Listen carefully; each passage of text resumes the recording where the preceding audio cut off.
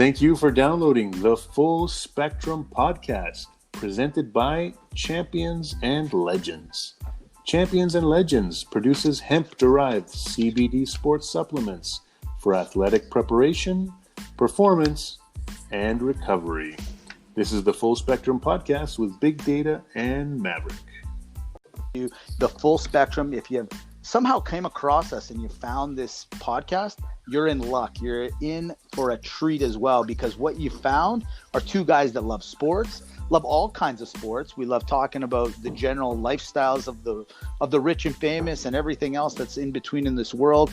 And we are here to basically entertain you for the next half an hour.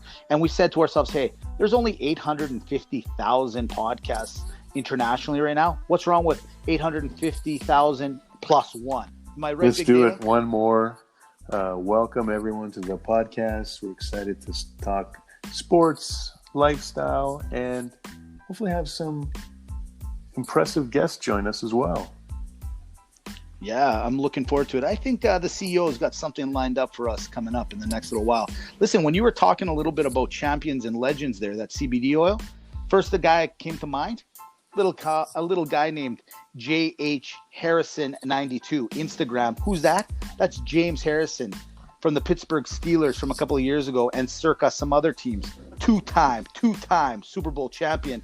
And you know what? For a guy that's retired, a guy that's at the tender age of 42, this guy's working out harder now than he did when he was in the NFL. And I think for Champions and Legends, the way I look at it, if you don't believe me that this stuff works, all you have to do is go to his Instagram page and watch how this guy works out on the daily. There has to be some sort of recovery thing. He's an absolute beast. He is a legend, and those are the kind of folks we're going to be talking about going forward. About, maybe with, who knows? Stay tuned and find out. Listen, let's talk a little about the big thing that happened over the last 7 months. This COVID has wreaked havoc on all sports, from NBA to NFL to NHL, all the way around, right? MLB, everything. But the NBA and the NHL were kind of the first ones out of the block. And more specifically, I want to talk about the NBA. These guys were put in a bubble down in Florida Disney World. And to be honest, Big Data, I have been nothing but impressed of how great the NBA has been over the NBA play. The players seem fresh. They seem good. What's your thoughts on the NBA? I know this NBA is your big thing. Tell me a little bit of what you've seen since they got back. The level of play has been fantastic. The bubble setting, although obviously not ideal for the players and the coaches, is like when you were a kid in middle school and you're at basketball camp or at some vacation resort. It's basically all basketball all the time, full focus on basketball, and no travel.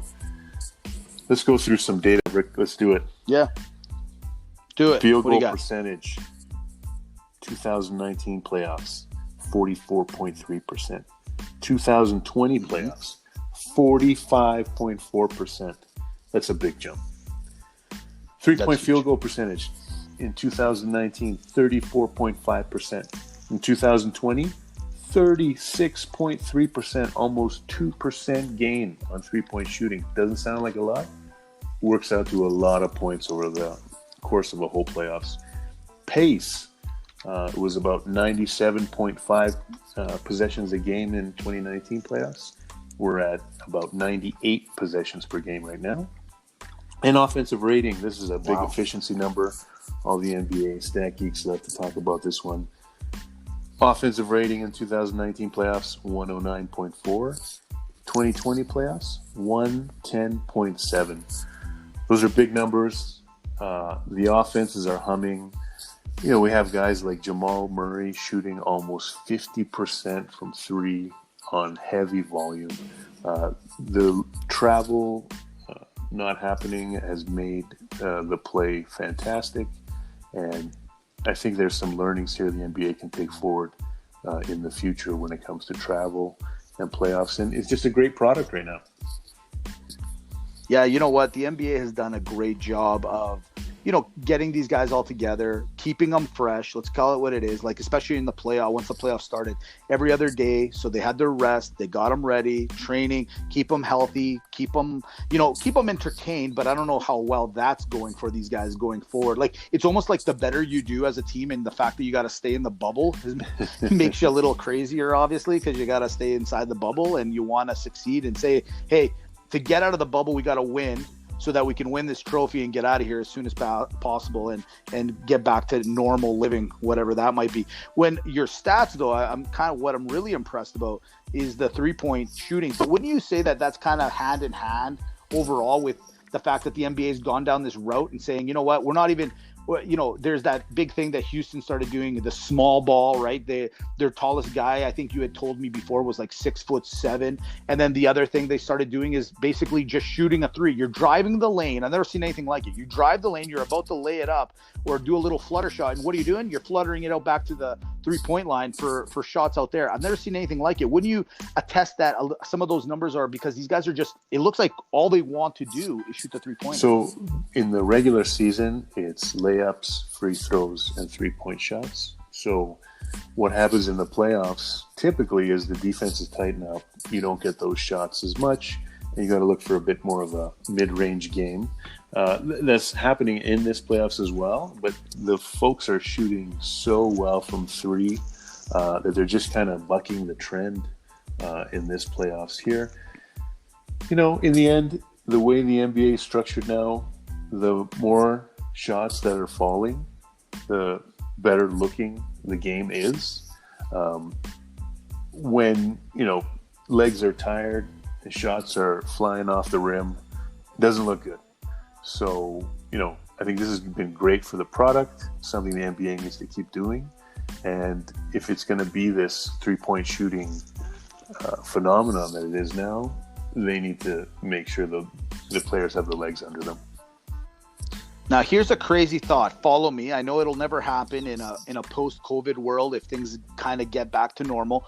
But if there's one thing that I've learned about anything, the NCAA, the Final Four, the fact that they all kind of they congregate on one city, one area, and the 4 teams go at it, and you have your national championship, or circa, let's change it into an NBA championship. Do you think that the NBA owners or the NBA as a league would ever say, you know what, this COVID thing has given us a great quality of ball. Our players are fresher, better. And what if we just brought our 4 teams into a neutral site, or maybe the best team gets it, but they share the concession? I know it's a little crazy. I know it's a little out there, but do you ever see anything like that maybe happen? They need to come up with something like that, like say Final Four style. They bring 4 teams to a place I think you like, Las Vegas, Nevada. And who doesn't? In the new football stadium that we've been chatting about. Looks like a Roomba. Oh, yes. the Roomba-looking stadium.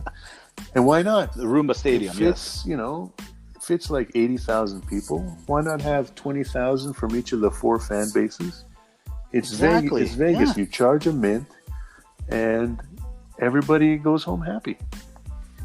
Yeah, man. There's a cut of action and let's call it what it is. If the national championship has proven anything, people will go to that city to cheer on their favorite teams. I don't see it being that much different when it comes to, like a guy from Milwaukee. He doesn't want to go to Vegas. Of course he does. Of course he wants to go to Vegas. Anything to get out of Milwaukee winters. Why wouldn't he want to go? The only real downside is, extended stay for NBA players in Las Vegas.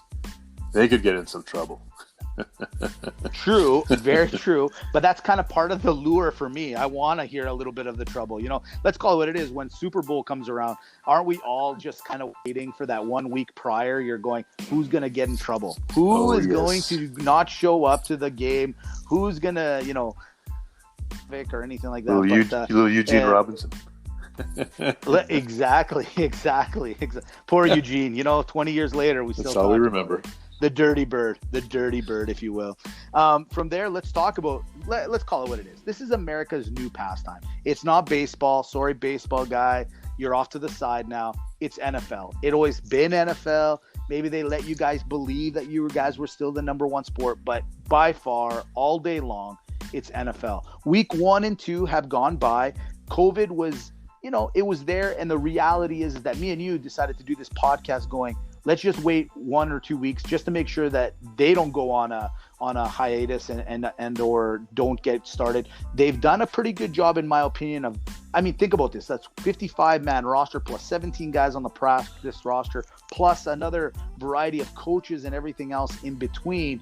I think they've done pretty good. What are your thoughts on the NFL starting up and battling the COVID? Well, first of all, let's just talk about ratings.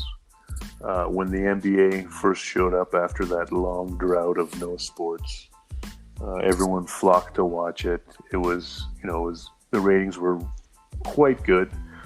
Maybe not historic, but they were pretty good ratings. I think all the sports enjoyed, a bit of a ratings bonanza. And then the NFL showed up, and NBA playoff games were going against NFL games. MLB, NHL, all these folks, they had the same problem, and they basically got slaughtered pretty bad. NFL is the number one sport in America. There's no doubt about it, and they showed it with eyeballs over the last few weeks. But having said that, the biggest thing we've seen, week 1 seemed to go off relatively well without too many hitches. Week 2, hello injuries. Yeah, we've seen absolutely a significant amount of injuries. People are blaming the no preseason, lax training camps, you name it. Let's start talking who's been injured. But that's a true statement, though, wouldn't you say, Big Data? Like when you think about it, like prior to sports starting, they were saying how if you had COVID, let's say you got positive ID for COVID and you went to the hospital and they're like, look, you should go home, rest, and you get hit by a bus, they were still marking it down like you got killed by COVID, right? Isn't this kind of the same? Like in a lot of ways, COVID isn't directly linked to these injuries, but as you said, no practicing, no reps, no nothing. Your muscles aren't, getting hit is something your body's got to get used to. So I do actually kind of chalk this up as a COVID-related injury. I really do, with all these nasty ones that came across this last week. I thought it was actually going to be the opposite, that these guys typically overtrain, and that having an off season where they're not in their NFL cities for a few weeks at a time, they go in and they do their training and then they come back for training camp. The fact that they weren't doing that summer long their off season training as much with the team, and the fact that the training camps were going to be less, I would have figured that they'd have less wear and tear on their bodies, but we can clearly see so far week 2's proving it. It's not working out that way. Look, we have basically in every fantasy football draft, your top 2 running backs were McCaffrey and Saquon. We've got Saquon done for the season, McCaffrey done for a month at least. A minimum. Marlon Mack's basically done for this season. We've got Drew Lock out for quite a while. Cortland Sutton's done for this season. And then here's a big one, 49ers, Nick Bosa. Defensive Rookie of the Year last year, out for the season. Niners had to spend $3 million bringing in Ziggy Ansah as a backup. And we got some secondary guys. We got Tavon Young for the Ravens and Malik Hooker for the Colts down as well. Those are some huge names. Yeah, absolutely. I got one for you that you missed. I can't believe you missed it. Drew Brees. He's going down, isn't he? Because after Monday night, I'm thinking he was injured. The way he played on Monday Night Football this past weekend, he must have been there's got to be some sort of COVID and or injury that he's plagued with. Am I right? Could be some sort of mental health issue. We're not sure. But for some reason, the ball is not going down the field. So the other day, this is what I came with my conclusion, because I love my conclusions. All right, I'm a very black and white kind of guy. You're gonna get to know the Maverick as that kind of guy.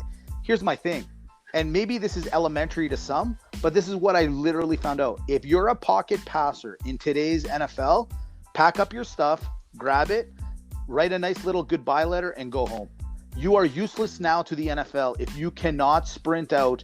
And I'm not talking about just running plays. I'm talking about just naked bootlegs to the side and trying to find your wide receiver downfield. If you can't get yourself out of trouble, then pack up your bags and go home. The new generation of NFL quarterbacks is here, and it's very, very evident. Would you agree? Absolutely. I think the real difference, though, between the past and now was typically the mobile quarterback was not a good passing quarterback.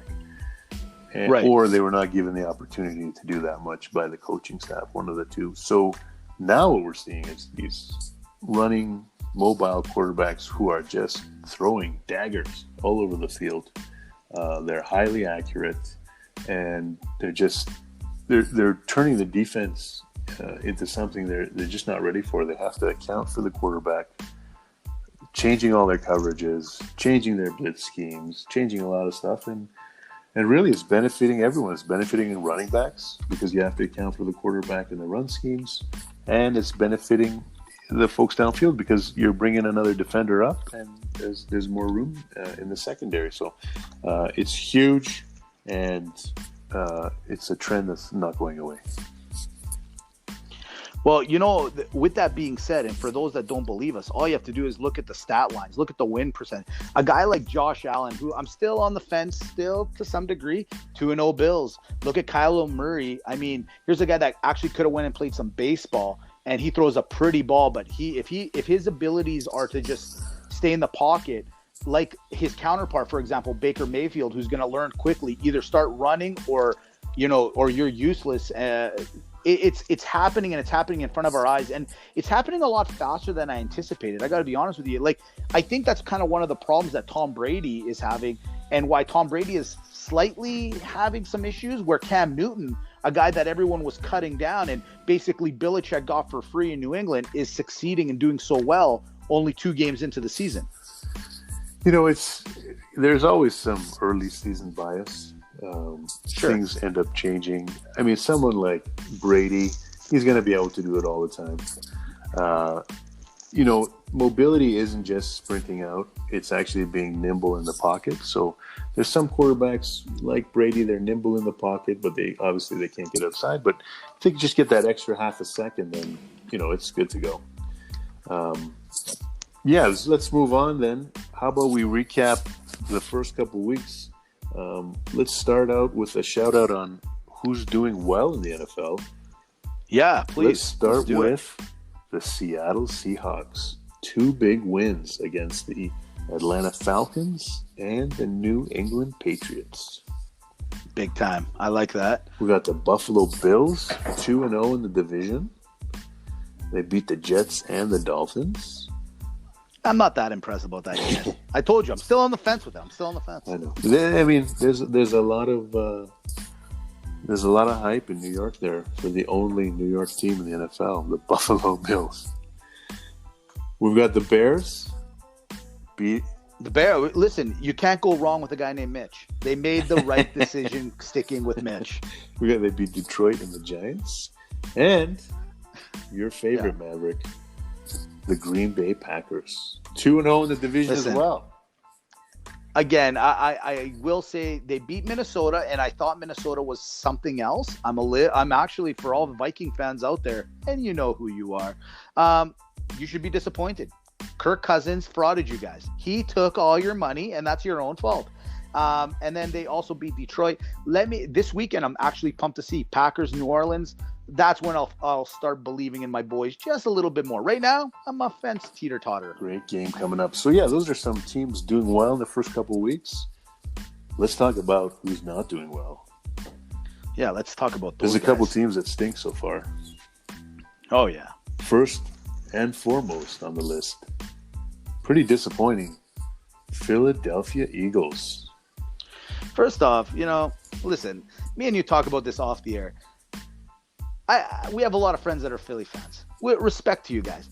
But what do you guys expect from Carson Wentz? Like, Carson sucked so bad that the guy that presses the boo button was pressing he didn't need to press the boo button. He pressed the boo button by himself at the game, you guys. Carson Wentz is like in the NHL a little bit. He needs a backup. He's not a starter all by himself. I'm sorry. I know you guys hate me for saying it, but it's true. Carson Wentz needs a little backup. Okay? That's it. I'm just going to throw that out there. Go ahead. Sorry. I had to say it. Philly, looking terrible. It's still early. Usually, I mean, someone's got to go at least 8-8 in the NFC East. By the way, let's throw this in here. Forbes came out with their new valuations of football teams. Yeah. And the NFC East is worth about $17 billion. You know what? The one thing that certain division does bring is all the great, like you got your Giants, you got your Cowboys, you got your, Eagles, and then The football team. Pardon me, and the football team. Exactly. I didn't know. I almost got stumped there. Yeah, that team. That I would say they are the creme de la creme when it comes from a financial standpoint of the NFL. They're the best at making money, and this year though, and the last few years, doesn't seem to be translating since the Eagles won a few years ago. The division's been pretty awful for all the money it has. Next up in the please turn on the fan, kind of stinks in here category. Yeah. The Atlanta Falcons. Oh man, don't even get me started. Yeah. I think I also said this to you the other day. PTSD. Those guys have post-traumatic stress syndrome from the Super Bowl from a couple of years ago. What happened to them on the weekend was unbelievable. Drop them some data on what that stat was that they did. They blew out the most major of all stats. It's really snatching defeat from the jaws of victory, as Chris Berman used to say. Used to be the Tampa Bay Buccaneers doing this kind of business. Now it's the deadbeat Atlanta Falcons. 99.9% win probability at the end of the game there. Almost unprecedented for them to lose that game. We saw all their special teamers just waiting for that ball to go to the 10-yard line so the Cowboys could get it. Really fire the special teams coordinator, fire some of those players. There needs to be some accountability here. 77 points against in the first two games this season. Atlanta Falcons, you stink. They stink. They're horrible. And, with that being said, I'll say this. The only good thing about them is that if you are a bettor and you like to put a little money on games each week, you got to look on the board and find out who they're playing, because they're good for one thing. They are good for putting up points. They're good for the over. So that's all I'm going to say. That's your only good. Now, granted, they'll put up 77 points because they're that talented on the offense, but they will lose 80 to 77 somehow. It's an unbelievable thing. I've never seen anything like it. But with that being said, since we're talking about a little gambling, one of our favorite things to do is also fantasy. Why don't you give me a little pump and dump with who should we maybe try to pick up and who should we be dumping sooner than later? Absolutely. Well, I'm going to start with, let's review who's been doing well so far in fantasy. You got your going on ESPN fantasy football rankings. Number one quarterback so far, you got Russell Wilson. Number two quarterback, you got Josh Allen. And still, I'm off. Mitch, who do you think is probably the worst quarterback so far in fantasy? Worst quarterback in fantasy? Oh, I got to go with Baker Mayfield. How about this, Mitch? You like that? Sure. Little Kirk. Oh no, Cousins. It was a trick question. It was a trick question. I should have known. I should have known that one. You got me. If you're looking for a little love at the fantasy in the quarterback position in fantasy football, though, how about some Joe Burrow? Maybe could be an up and comer. Why not? You know what, man? He has played great. If the guy had an offensive line, I think Cincinnati might be. I wouldn't say they'd be competitive because you got Baltimore and the Steelers in that same division. But you know what? I think it would give them some better feeling about the future in Bengal land. Great receiving corps, so that's good. Yeah, so absolutely. Moving on to running backs, we got the top running back so far. One of your favorites, Aaron Jones. He's a beauty. Listen, he's starting to realize he doesn't just have to catch the ball; he can run with it too. Next up, we got Alvin Kamara. He's the jackknife. That guy's doing a little bit of everything. That guy now. He got paid, so they're expecting him. To do with everything. Michael Thomas out, defenses are keying on him even more. But he is producing. He's great. Yeah, absolutely. Is someone not doing that hot that I was expecting to do a lot better? Baltimore Ravens. Fantastic rushing attack. Gus Edwards. I know he's part of a three-headed monster there now with J.K. Dobbins, but I was really expecting a lot more from Gus this year, and his output has been putrid. I agree with you. But the nice thing is he could be a nice little reserve later on. Isn't it nice that you have him on the bench? It sucks for him, but good for us. So, hey, what are you going to do? Right? Fantasy-wise, though, you probably drafted him not bad position, and he's basically a free agent pickup at this point. So it's a tough one if you drafted him. Let's go on to the wide receivers. This one's a little surprising considering how much we just slagged on the Atlanta Falcons. Number one wide receiver by a country mile, Calvin Ridley. Listen, that guy right now, look, Julio takes a lot of attention off him, respect. But Ridley, I had him last year in fantasy, and I picked him up again on purpose this year. I expected big things. I think this guy's now hitting his stride. Absolutely. But, I mean, he literally, in the ESPN league we're in, he's got 49 points, and the next highest guy has 32. And we're going to talk about him now. Yeah. That is DJ Metcalf, Seattle Seahawks. That one's surprising to me because sometimes when you're watching, like I was watching that Sunday night, I know he had that big catch against Gilmore, which, talk about a beautiful shot of adrenaline through your system going, I just knocked out Defensive Player of the Year last year on a beautiful 70-yard pass, whatever it was. But I thought Lockett was Russell's number one target. So very interesting there. I was actually surprised when you told me and not playing well, and this is injury related, but I have to bring it up. Michael Thomas, New Orleans Saints. Sure, he's been injured. Wow. But when you spend a first-round fantasy pick, he's going around 7, 8 in all the drafts. This really hurts. With him being out, Absolutely. Saquon being out, McCaffrey being out, it's a tough year for first-rounders right now. And Drew Brees being hurt. I agree. I couldn't agree more. And I'll just quickly go through tight end. Jonnu Smith's playing fantastic in Tennessee. He's the top tight end so far. And the bottom tight end, you're going to like this, Maverick. Our good friend, Gronk. Well, the Gronk thing is weird to me. I mean, why did he even come out of retirement? Like, they're not even using him. Did he just – I think that could – dare I say it, was that just a publicity stunt? Like, I'm still curious. Again, you said it a couple of times. It was early. I get it. Like, we're only 2 games into the season. But if you're not going to use them at all, then what's the use? Like, literally, what's the use? Like, Jason Witten, to me, on the Raiders is still one of those things. I'm still an anomaly. Like, why are you there, too? What are you doing? Gronk is strictly there because he makes Tom happy. Yeah, that's exactly it. So publicity stunt. He's there. Yeah, he's just there. We'll just get to the defenses. I don't think there's too much of a surprise so far. The Ravens have the toughest, best fantasy point scoring defense so far, and the bottom defense though. It shouldn't be surprising by the name of the team, but I thought they were going to be a defensive team with a defensive coach.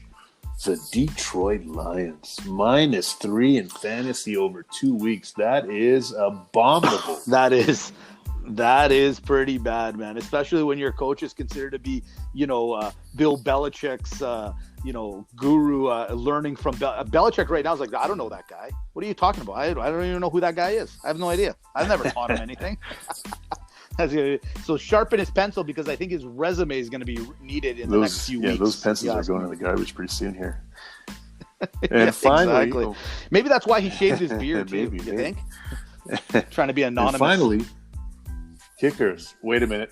Nobody cares. We're not talking about fantasy kickers on this podcast. Yeah, we gotta stop. We gotta stop somewhere. I have to put the foot down somewhere. Listen, from there, let's quickly chat about something that came down the wire. It's sports related, but not sports related. Did you know that the sports card industry has been blowing up since COVID? Obviously, you're at home, you're bored out of your mind, you're trying to find a friend to do anything that is interesting.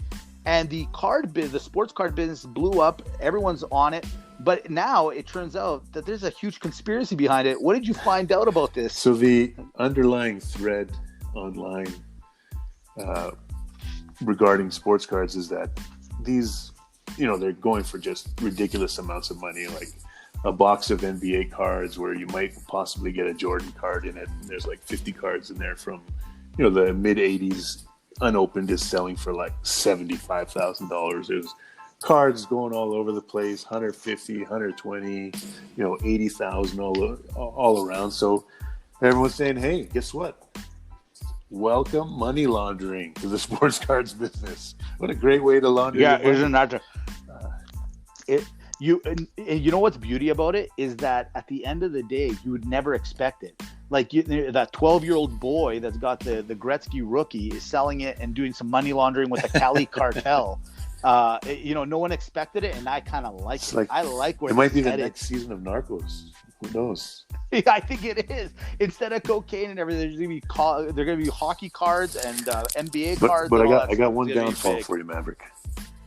Sure. What kind of employees are, the more studious, math-oriented people who would be card collectors?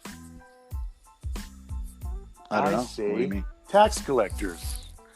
Hello, IRS. Be careful out there. Oh, be careful. Yeah, watch out. Yeah, you know what? Good point. Those guys always getting their gremly little hands over things. Yeah, you're right. You're totally right.